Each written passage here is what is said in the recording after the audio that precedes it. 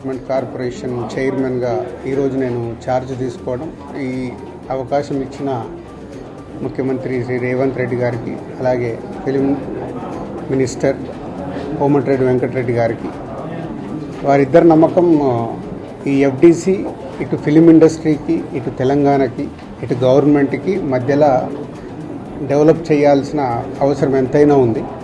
ఎందుకంటే ఒకప్పుడు ఎఫ్డిసి అంటే సినిమా ఇండస్ట్రీకి అన్ని రకాలుగా సినిమా ఇండస్ట్రీలో ఇన్వాల్వ్ అయి ఉండేది.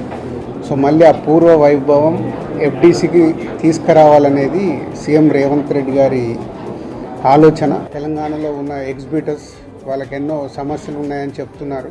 సో గవర్నమెంట్తో మాట్లాడేవి సాల్వ్ చేయాలి. అలాగే ప్రొడ్యూసర్స్ ఎప్పుడు హైదరాబాద్లో షూటింగ్ జరుగుతున్నప్పుడు మాకు సింగిల్ విండో షూటింగ్లు జరిగేలాగా ఇమ్మీడియట్లీ పర్మిషన్స్ వచ్చేలాగా ఎప్పుడు మాకు ఛాంబర్లో డిస్కషన్ జరుగుతాయి. ఇవి ఆల్రెడీ వాళ్ళు అడిగిన ఈ పాయింట్స్ అన్నీ ఇమ్మీడియట్గా గవర్నమెంట్ దృష్టికి తీసుకెళ్ళి అన్నిటినీ స్మూత్ చేసి అందరికీ ఈ ఎఫ్డిసి అటు ఫిలిం ఇండస్ట్రీకి ఇటు గవర్నమెంట్ మధ్యలో తెలంగాణలో గ్రో చేయడానికి ప్రయత్నం చేస్తాం.